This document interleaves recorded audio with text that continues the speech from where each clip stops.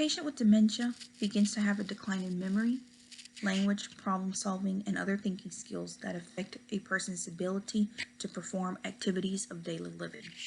Aside from medication, other tools have been found to be highly effective in helping a patient with dementia. Cognitive stimulation therapy is a short-term, evidence-based intervention program for people with mild to moderate dementia. The goal of cognitive stimulation therapy is to stimulate people with dementia through a series of themed activities designed to help them continue to learn and stay socially engaged. Through this type of therapy, intervention can be offered using a variety of enjoyable activities providing general stimulation for thinking, concentration, problem solving, and memory. These can be done individually or more usually in a social setting such as a small group. The individual approach also serves to enhance the relationship between the individual and the clinician or facilitator. The activity I designed is a cognitive stimulation activity therapy aimed specifically at stimulating the patient's memory and problem-solving skills.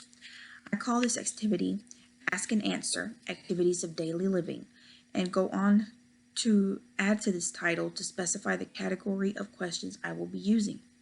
I can keep expanding under this title to other categories useful to the patient. The activity is set up in a form of questions with 2 or 3 answer options, but only one makes sense. The patient is asked to give the answer that is the best option. The way the questions are set up aims at making the patient use their memory and concentration by helping them remember activities of daily living. These questions also push the patient to use their problem-solving skills by making them choose an option under specific condition. These questions are all part of daily routines and daily encounters, making them useful to be remembered and practiced. This activity could be done individually or in a group easily. In a group setting, I would make it a little competitive. I would start by saying, "Hello everyone, today let's have some fun playing a game of simple questions. I will ask a question, give some options, and the first one to get the right answer gets a point. Whoever gets the most questions at the end earns the most points and is the winner." The group approach will help the patient stay engaged, learn from each other, and use their social skills, which are very important. And as an individual activity, I would start off by saying, "Hello, patient C. Today I want to play a fun activity with you. I'm going to ask you some questions. With these questions, I'm going to give you a couple of options, and I need you to tell me the best answer. We will keep score. For every question that you get right, you get a point, and for every question that you don't, I earn a point. Let's see how many you can get right." I would do this to keep it somewhat competitive, giving them a reason to want to stay engaged and keep going. Doing it individually will also help the patient one-on-one. If the patient is having trouble or gets a question wrong, I can help them by trying to reason with them to get to the right answer or explain to them why that answer would be correct. Since this activity has questions and options, A, B, or A, B, and C, I can make it a little more challenging by asking the patient or the group to give me the answers to the questions, not only as A, B, or C, but by having to repeat back to me the complete answer. This will really make the patient have to concentrate and stimulate their memory. Either approach, group, or individual, I feel like this activity could be a fun and beneficial way to stimulate a person's memory in a variety of ways. My first set of questions, ask and answer activities of daily living. These are targeted at daily routines. So number 1, I start with, when you get up in the morning, what do you do first? A, get dressed. B, go eat. Number 2, when you shower, what do you do first? A, wash your hair. B, dry off. When you get dressed. 3, when you get dressed, what do you put on first? A, your coat. B, your shirt. 4, when you put on your shoes, what do you do first?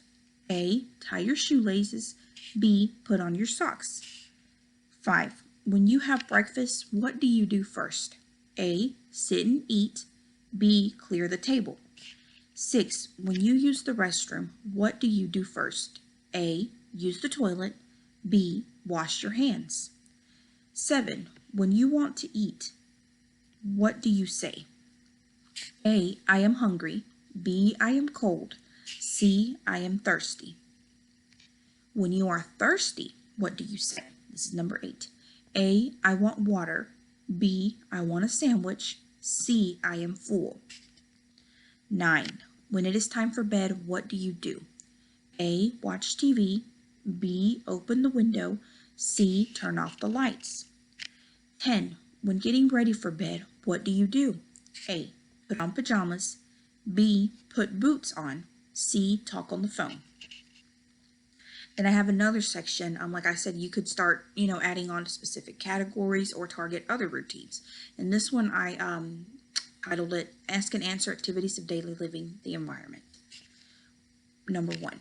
When it is raining, what do you wear? A fur coat. B, a raincoat.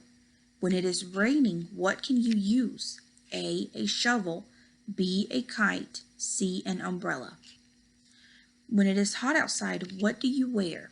A long sleeve shirt. B, shorts or dress. A warm coat. In this particular question, I put for B, shorts or dress, because I would use the questions, targeting specific patient. If it's female, I'd say dress. If it's a male, I'd obviously wouldn't say dress, I would say shorts. So these questions can be easily tailored to the specific person. Number 4, when the sun is out, what can you wear? Sunscreen or hairspray? 5, when you are hot, what can you drink to cool down? A, hot chocolate. B, ice water. C, coffee. Number 6, when it is cold outside, what can you wear? A, tank top. B, shorts. A jacket. C, a jacket. Number 7, when it is cold outside, what can you drink to warm up? A, iced tea. B, a cold soda. Or C, hot cocoa. Number 8, when it snows, what can you do? A, build a snowman. B, make s'mores. 9, when the sun is out, what time is it? A, time for bed. B, time to wake up. Number 10, when the moon and stars are out, what time is it? A, time to eat. B, time to sleep. C, time to go outside. Now, like I said, for these questions, I'm asking for the best answer. Some of these, both things could work. Like, when the sun is out, what can you wear? You could wear sunscreen and hairspray, but which one makes sense?